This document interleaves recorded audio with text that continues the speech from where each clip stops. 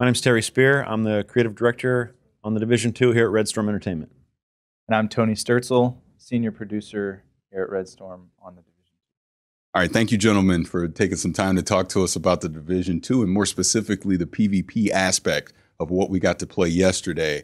Let me just tell you, and I say this every time I talk to someone that has worked on a division, was not a fan back in 2016 when I first played it. I felt it didn't have the in-game content that, because I play other games in this space, right? And I'm like, where's the end game? I don't see that. So didn't really play it at all until earlier this year.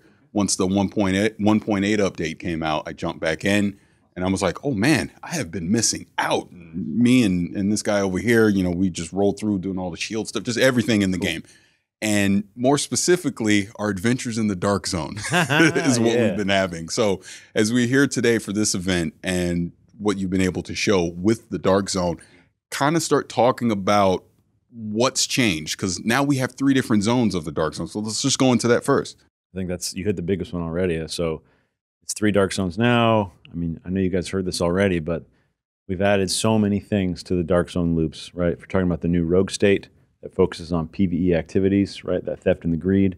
You're talking about normalization to help even the playing field for players, so there's a little less intimidation to go try out the Dark Zone.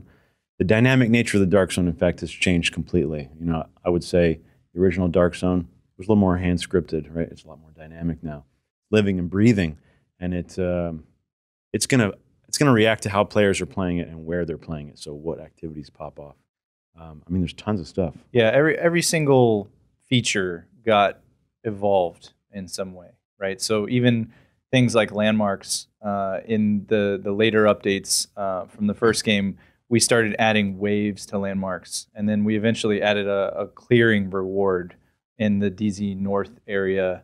When we added that, we added a reward for clearing landmarks that went direct to inventory, and we found that players really enjoyed getting a little bit more direct to inventory loot in the Dark Zone. So now you get a lot more of that, and it helps make sure that players' time is not always at stake as they go around. So there's a little lower barrier to entry to going in. When in the original earlier days, you could risk losing a lot and therefore losing a lot of your time. In terms of an RPG, we want your time invested to matter for you, right? So you get more direct to inventory loot as you're going along, and then when you see one of those contaminated bags or you manage to get some contaminated loot yourself, we don't even roll the stats on that gear until after you've extracted it, so that we know that it's going to pertain to you and it's going to be better for you. And that way, whenever you see that yellow bag, you probably want it, right? Whether it's yours or somebody else's. So we can kind of guarantee that a little more, instead of maybe you see somebody carrying something and you don't know whether it's something you want or not. Now we pretty much guarantee that. And we can't even talk about the Dark Zone without mentioning what we're adding to the end game of the Dark Zone, which is, you know, the occupied Dark Zones, where when you hit end game, there's going to be a shift. And I can't go into more details than that, but no normalization. I mean, no rules. Best way to say it, no rules. So if you're looking for a little crazier experience, something that's a lot more intense than, you know, what we're doing for Division 2, then you've got the occupied Dark Zones. Yeah, one of the 3 zones will be occupied. Yeah. Now, and maybe you can't answer this because this has just been my question ever since you know, you talked about that yesterday. Yeah. The incentive to go into that space, is it going to be loot driven, or is it going to be something else that we could expect? I think there's a number of reasons players want to go in there. I think first and foremost, we're presenting the challenge to the players of this particular profile type. It's going to be very hard. All aspects of this Dark Zone will be hard. So we're talking about the PvE element and, of course, the PvP element. The risk is increased, and so the reward is also increased. So it's about as much as I can cover on that topic, but the incentive is absolutely there. From a personal, you know, like I want to brag, I want to flex, to I need to get some shit done. You know, sorry if I said a bad word. See, one of the things I like about the game yesterday when I was playing it is the introduction of that. So I know there's 3. Is it like the introduction from each one of them? Because the first one we played, it was more like things you do in the game and so on. So what we're gonna see for the other zones? Like, if you could talk about that. Yeah, sure. I mean, the introduction missions, the intro missions are generally the beginnings of the player's uncovering of the mystery of that particular Dark Zone's narrative. And so they're all different, and they all pertain to the story that created that initial Dark Zone in the first place. So they unlock as you progress through the 1 to 30 campaign. You gain access to go complete that intro mission, and you can do it at your own pace once you have the ability. Once it's on your map and you can actually go do it, it's up to you to decide you want to do that. But it will tell you more about that particular zone, and they're all very different because of that. So they have very different stories, different biomes, and they happened at different times in the chronology since Black Friday. So that's where players are going in to basically unlock it for all other agents. So the mythos is that you are the first person to ever go into each of them. And once you finish that intro mission, you've made it accessible for all of the rest of the division. I think it's important to note also that we're taking the time to very lightly tutorialize some of the actions that occur in the Dark Zone, right? Mm-hmm. So if you've never been in because you didn't participate or whatever the reason, we're going to show you how to extract. We're going to show you what it means to get a piece of contaminated gear. We're going to show you how that's visualized. We're going to show you how safe rooms work. Exactly. So we're taking the time to step through some of the most important actions of the Dark Zone so players are comfortable once other players are present. Yeah, 'cause that was the problem that I had with the last game. Was when I first started, I felt like it was so much going on, so much things to do that I didn't know where to start. So by you guys doing that, the introduction I think it's going to be great for a lot of people that are going to play for the first time. Awesome. And they're not going to get the same feeling that I had back then. So. Cool. One thing to point out that I think we can say also is that, I'm looking at Stone, is that you can complete those intro missions without needing the Xbox Gold or the premium tier of multiplayer. Wow, that's good. Because they're group phase only, you can do them on your own without needing that extra tier of unlock. So that way we get everyone to experience the content. It's actually an enticement for them to maybe say, oh, this is what I want to do now. I want to do more than that. Hopefully. Yeah. One of and speaking in the Dark Zone, because I want to stay there for a second. They're longer than a second. So when you talk about the Dark Zone, obviously we talk Rogue, right? That's one of the fun things, one of the most fun experiences for me personally. I've been deeply invested in the division since day one, much to his chagrin. So I was happy when Paris finally came on board. Over the last couple of months, we've been playing on PC, including our good friend over there.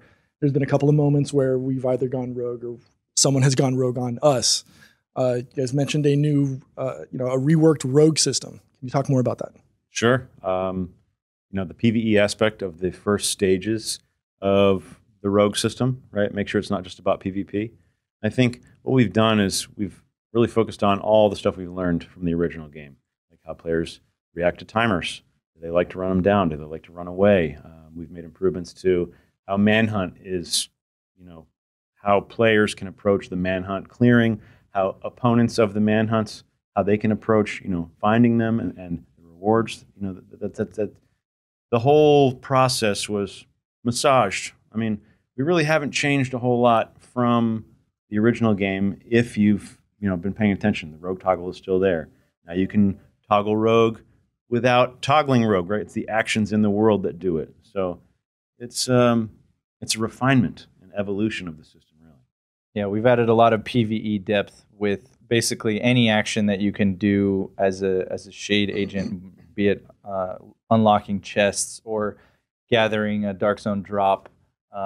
We can, as a player, you have this constant choice, this little angel and devil moment. Every time you do a normal action, you have the opportunity to decide, do I want a little bit more? Do I want to go and take all of this for myself, right? And if you do those things, you become rogue. You flag yourself as available to be engaged.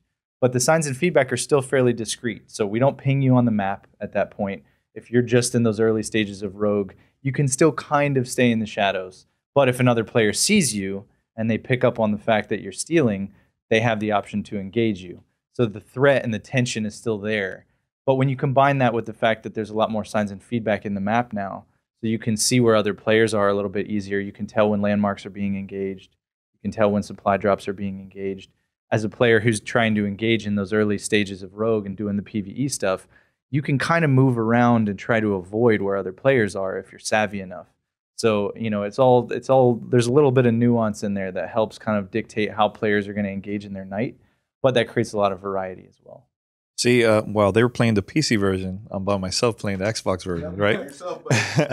So there's going to be people like that probably don't have a lot of friends online. How's it going to be the process for them once they go to the... I think you can totally play the Dark Zone solo. I mean, we have landmark difficulty indicated on the map now. So if you're solo, you probably don't want to go straight for the hard or challenging landmarks, right? But we have normal difficulty for you. And those should be clearable by a solo player as long as they're generally, keeping their wits about them. And like I said, with all the signs and feedback, it's generally pretty easy to kind of identify where the hot areas are on the map at any given time. And so you don't see individual players per se, but you can tell, okay, there's probably a group up here. This landmark is red. This extraction's going off right now. So as a solo player, if you're not really interested or you don't think you'd be able to survive a big multi-person engagement, you can generally try to avoid those things and still have a fun night in the Dark Zone by yourself. Layer on normalization, and you've got a chance at whatever comes your way, right? Because the focus is fair play and making sure that it's about skill. If you get outgunned, you get outgunned. If someone knows the landmark better than you and they flank you, okay, well, they got you. But communication, the normalization, and the fairness is going to be there this time. And then, like we said earlier, the other big thing is the direct-to-inventory loot, right? So you are going to get good gear in the Dark Zone, whether it's contaminated or not, just from your regular progression as you're playing through. And so as a solo player, that was one of the big barriers to entry last time, is if I go in and get some loot, and then somebody comes up on me, and it's a group of 2 or 3 or 4 players, and I can't hold my own, then I've just lost all the time I invested in farming. This time around, you will have still maintained any of the gear that you managed to gather while you were moving around. And yeah, maybe you lose an item that you had if you were contaminated, carrying something contaminated and a group rolls up on you, but you didn't lose your entire time investment of that night, right? So the barrier to entry is a little bit lower for solo players. Yeah, firing a flare for an extraction is like ringing a dinner bell. Oh, yeah. And now you don't have to always ring that dinner bell. It's still going to be there, and now it's even more important because of how we've changed contaminated gear. But you can just be cool and be quiet and still have time to get your loot. Yeah. All right, a couple things. I want to talk about density. Oh, snap. How many? The video game? Yeah, the video game. No, on that notion, how many people can we expect in a Dark Zone at any one time when we're playing? Yeah. We took a long, hard look at the spaces of the original game, right? And, the vast expanse that was the Dark Zone. We took a look at the player count we had before. All the things we talked about, player performance, the usage of the space, what we decided to do with the 3 Dark Zones, what we wanted to tell with the narratives. It made a lot of sense for us to go down to 12 players, right? You felt it, you played it, right? We think it fits really well with the kind of engagements we want, and it'll, quite frankly, play a lot better from a performance standpoint. So it's 12. Staying along those lines, because I can hear people asking this already, since it is 12 people, let's say I go in my team of 4, there's another team of 3 that's in there. Are you going to, as say solo players are trying to go into the Dark Zone, or is the game going to be smart enough to basically fill that out to still get to that 12 max? Yeah, there is a little bit of that happening behind the scenes, that we try to put solo players in with other solo players. Mm-hmm. Really pulling back the curtain, the way that assignment into the Dark Zone works is as you get close, we start putting you into the server, right? Mm-hmm. And in the first game, that was a solid border all the way around the Dark Zone. And it actually could create situations where the Dark Zone that you were in wasn't entirely full because players were not ever going to come in, but they were just close by and we had put them in a spot, right? So this time around, we've reined that in. You see those outer gates. We start putting you into a Dark Zone as you come through that outer gate or as you get close to one of the other checkpoints around the edges. And that enables us to have a little bit of time to look for a Dark Zone that fits the player profile of your group. So if you are, we don't necessarily do any kind of skill-based matchmaking or anything, but we do attempt to put solo players in with solo players and things like that. Okay. And to follow on those lines, since we're talking about matchmaking and just things that are happening on the server side, one of the things that you mentioned in your presentation is you've changed the client server architecture. So more things are happening at the server level than they are at the client level. Kind of talk. I come from information security, so this is big for me. But kind of talk about that. Why the change in architecture, just in infrastructure with the division, and how it's going to migrate into the division too. Sure. Go ahead, man. Yeah, it's mutually beneficial. It's mutually beneficial, right? Yeah. And so we've spent a lot more time on asking the server to validate player positions and engagements and things like that. So there's a lot more that happens that is sort of authenticated through the loop with the server this time around. And so the gameplay-wise, you don't really feel it. You know, the client is still driving a lot of everything that you're doing, and you're just telling the server, and the server is approving that and making sure everyone is on the same page, right? And so we have done a lot more to the overall online experience, like Terry talked about in the presentation. We've added a lot more data centers over the world, and we've also improved the way that servers scale. So we can use, additional servers can come online as needed to prevent long queues and things like that. And we do even go so far as to give you the option, if your server and your kind of most reliable data center is full, we give you the option of whether you want to wait in a queue or move to the next one. So that way, as a player, you have the choice of what is the priority for you. If you absolutely want to make sure you have the best connection to that data center, you can wait in the queue. But if you don't, you get a prompt and you can decide, okay, I just want to get in, and it's fine. And it'll resolve itself eventually. And that's happening on console as well? Yes. Wow. Okay. Impressive. Yeah. So let's talk about clans, because I'm a big fan of that feature. Let's say we have a big community. Some of them have like their favorite platform, favorite consoles or PC. Do we have to, when we create a clan, do we have to separate our clans, or is it going to be a feature where we're all together, doesn't matter what type of platform they have, and everything that we do in the game, we'll all get it within the one big group? Are you talking about cross-platform kind of stuff? Cross-platform type, yeah, for clans. Okay. Specifically, I don't have an answer for cross-platform. Okay. Yeah, Man. I believe we'll defer to Stone on that one. Yeah. They continue? Yeah. Okay. All right. Well, what we can say about clans right now, and Mm-hmm. I mean, we're just touching briefly on it. I know we'll unleash more about clans in the coming months for sure, but we're talking about 50 unique players in a clan, and each one of those players can have 4 characters in the same clan. So we're talking about up to 200 different characters that are able to participate in all the stuff we talked about with the clan chat and the clan objectives. And when you start earning XP, it's all going to pile in on all those characters. So let's say you have a main that you like to play, but you don't feel like playing the main tonight. Don't worry, you can play your alt, and it's still going to contribute to the clan XP. Yep. All right, cool. Earlier on, and you've mentioned it several times, normalization. What does normalization mean for those that may not know what you're talking about? And also, why is it so important to the Division 2? Well, it's something that we picked up on in the original game.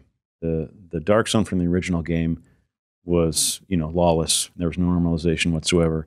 And it made it a little frustrating, I think, for some players that were looking for pure PvP and, PvP that was level, like that level playing field, that fair opportunity to show skill.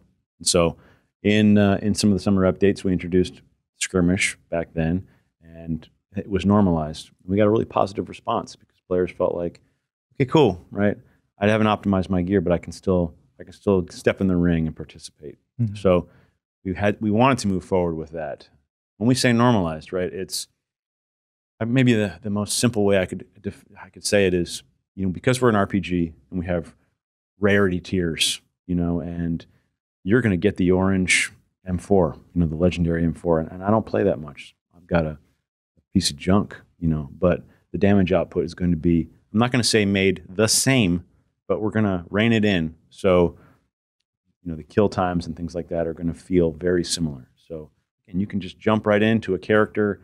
I don't know if we've talked about when you can play PvP, but it's something you can do very early on. You don't have to wait till you're max level or anything like that. So you can jump in and not be so concerned that you haven't had time to grind any gear. So it just means fair. I think that's the simplest way I can explain it. Yeah. Yeah, we rely on skill-based matchmaking and your performance to really dictate where you get match made in as you're playing PvP.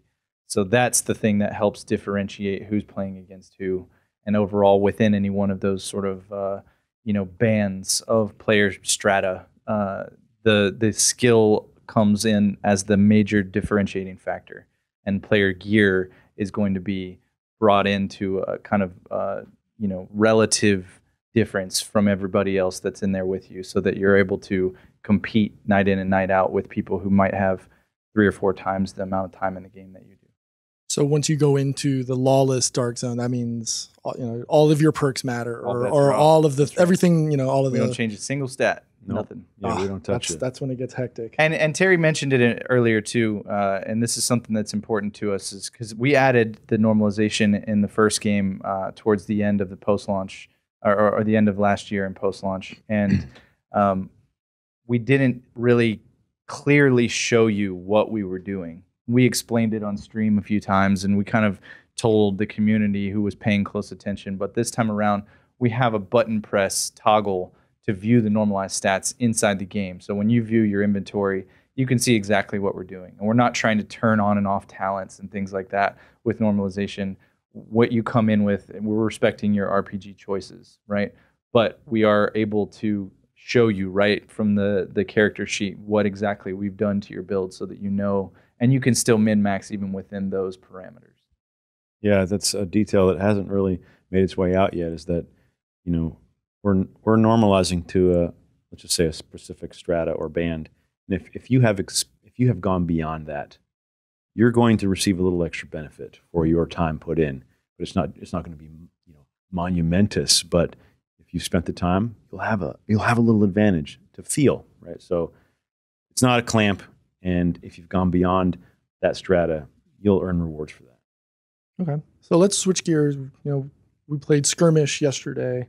We also played another game mode. Can we talk a little bit more about that? Sure. Domination. Yes. Yeah. What would you like to know? Why? Oh. Why domination as a game type? Why not maybe bring in other game types? Yeah, I think it was a great start. I mean, Tony and I, it might have been a selfish choice. I don't know. I love Dom, and it's a game mode that everyone seems to know. Right? It's permeated the gaming scene for 100 billion decades, or however long we've been around. And we're looking for accessibility and something for everyone. You've heard that. And domination was one of those choices where, oh yeah, dude, we don't have to worry about really teaching players. Of course, there's going to be players that have never done it. We recognize that. So the science and feedback are going to be there to show players how to play.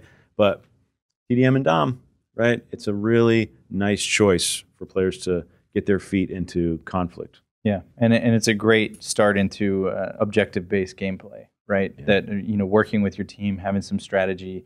There's a lot of depth there in terms of when you decide to go for the farther objective and all of those kind of things. That players who want to stay coordinated and work well together can have some really intricate strategies in the maps. That's one of the things we talked about too, is being able to build custom maps just for PvP. Is something we've never been able to do.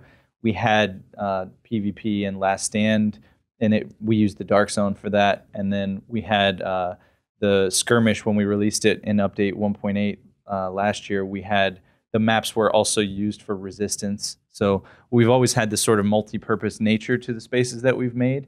And inevitably, you're going to end up with some sacrifices or needing to serve 2 masters. This time around, making sure that we have dedicated PvP maps that we built entirely before they were arted and iterated on them a lot when they were just what we call gray box, like literally just blocks. It really helped us hone in on the sight lines and all those sorts of things, and make sure that we still get you to locations that really exist. Like that Capital Ruins map is crazy, but that's a real place. And if you look it up, it's out there in the woods. They took all of these remnants when they renovated some of the buildings in the city and just dumped them in the woods. And so we get to take you to places that you wouldn't otherwise get to in the game, which is really cool for us as well, letting you kind of explore some other locations. One more thing on, excuse me, on PvP, because I just want to make sure that it's clarified. So PvP will have its own progression track. That's right. Okay. Yeah, you have your own. And what's the reason for that versus building it into whatever the Dark Zone's doing or what you're doing with PvE? Well, I love to fill bars. As a gamer, when I do a specific thing, I'd like to be rewarded for that specific thing. And we don't consider Dark Zone to be the same as organized PvP because conflict is about It's truly about playing against other players. We identify that the Dark Zone is also about PvE. In fact, when you look at how we present it, it's always PvE VP, because you're always going to find PvE. And you might not find PvP unless you really go hunting for it. So combining those progression tracks didn't really resonate with us because, all right, cool, you go do your thing and you're going to earn rewards.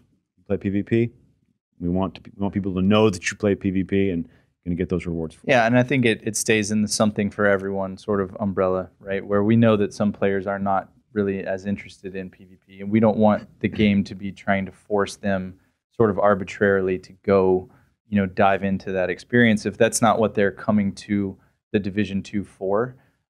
So it's there for them, and we hope that they come check it out. And frankly, you could go in and level up enough to where you can play PvP and then stay in there for a few months before you ever go back, right? If you want to play with that gear that you came in with the first time and any gear that you get through the progression, then that's up to you, So players play our game in a lot of different ways, and that's something we absolutely learned over the course of a few years of post-launch and watching data and analytics and talking with the community. So we want to make sure that we're catering to all those different types of players and play styles.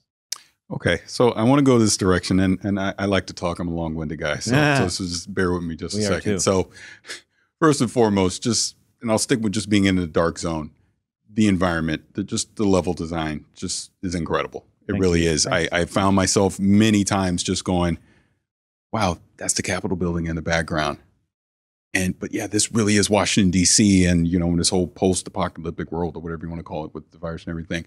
But that feeling of being in the Dark Zone and knowing that, yeah, this really is this is a real place that I could drive to today if I wanted to, and it exists in the world. Great. But I want to go into the story aspect. So 3 of us were playing with someone else, and as we started getting better in the Dark Zone, first of all, we got set up at one of the landmarks where we went to a landmark and we're like, wait, they're gone. And we took out all the NPCs and we're starting to loot and we kind of relax. They set us up. They were hiding down below and they came out and they just took us out. So we're like, all right, lesson 1. Now we know. So as we started to progress through, our whole cadence through the game was we're going to go rogue, we're going to go manhunt, and we're basically, we'd see someone either trying to extract or they're engaged in a landmark, and we just beeline for that. Yeah. And I don't want to say it was griefing, but we were taking advantage of a situation the entire time, to the point that, in the play session where everyone had their code names, who's this whiskey? Who's this? It's like we're constantly hearing that, and that was that fun factor of being in the Dark Zone. I'm like, see, that's the secret sauce of what they're going to be able to do with this game, that we were able, just in this session, to be able to kind of have that fun. But you've talked a lot about normalization. You talked a lot about having everyone being able to play. And what I've found in playing these type of games over the past few years is that balance. You might have a hardcore person like myself or Peter, but then you might have a more casual person like Danny. What are you, like the conversations that you guys are having to try and find that perfect mix? Because there may or not be some other games that are trying to do it and they're failing at it. So I'm sure that has to be a big concern for you as you go into the launch for the Division 2. How do we keep the hardcore people happy so they feel like they're getting everything they want? But how do we not also over-intimidate the casual person that's throwing their hands up going, yes, Stone, we're wrapping up, that I don't know what to do. I feel intimidated. I don't want to play this game because it's too much. Yeah, the Dark Zone, I love the Dark Zone because it's all about the story you generate. Like you said, you just told us a story about a cool moment that you had, and maybe the next night you went and you had a totally different experience. And so we've put those things in place, those things that we believe solo players and players that are maybe less hardcore, if you want to use that term, we put things in place to help them experience the Dark Zone. And it might not work. Like, if I'm just being real with other gamers, right? Some nights you will get stomped and it will be intimidating. But we're hoping that the hooks and the gameplay loops that we have in the Dark Zone are tantalizing enough that you get stomped. Maybe you don't go back for 2 nights, but that 3rd night you go, yo, I need to extract some gear. I'm feeling it. Let's go. Maybe you squad up. Maybe you call up a friend. Maybe you don't have any friends. So maybe you find someone on proximity VoIP and you see someone else doing a landmark and you make a friend. So we're hoping that all of those loops shine because there's something for everyone. Yeah, I think there's some system nuance there that helps protect against some of the things that you're talking about. Like, we haven't really talked too much about it over the couple days, but we have passive perks that unlock in the Dark Zone level, progression, that you unlock as a player, and you make some choices. And if you rank down or level down, those go back away. So as a player, you're not necessarily incentivized to just go manhunt. If you don't survive that manhunt, you're probably going to level down. I saw it happen yesterday. A group went double notoriety manhunt. They were on their third time of clearing their station, and they ran in front of a gate, and the turrets killed 2 of them. And the other 2 guys finished clearing their manhunt, and they got a bunch of gear for having this triple manhunt clear. And the other 2 that died, DZ leveled down. And so that could turn some of their perks off, and now they've got some work to do. So you have to remember too the mentality of, I've been playing with this character for a long time, right? I've built up my Dark Zone level. In the first game, Dark Zone rank, as you reached higher and higher levels, stopped having quite as much of a draw for you to keep going, apart from just reaching that 99. Because vendor stock, I think we stopped really incentivizing it around 75, right? This time around with those ranks or the levels and the perks unlocking and relocking, there are some system safeguards in place to make sure that your knight isn't just going to always be incentivized to be taking away from other players. And if that's what you're looking for, you'll probably find yourself heading to the occupied Dark Zone a lot more than going to the other ones, right? So we hope that all of those systems work themselves out. But that's why we need people in the betas, and that's why we need people's feedback all along the way. It's going to be an ongoing conversation, just like it was the first time. Excellent. Well, gentlemen, thank you for your time. We really appreciate the time explaining about the Dark Zone and PvP with the Division 2, and I'm really looking forward to March. Cheers, y'all. Thanks for coming. Thank you very much. Thanks for staying, and we look forward to hearing what you think of it.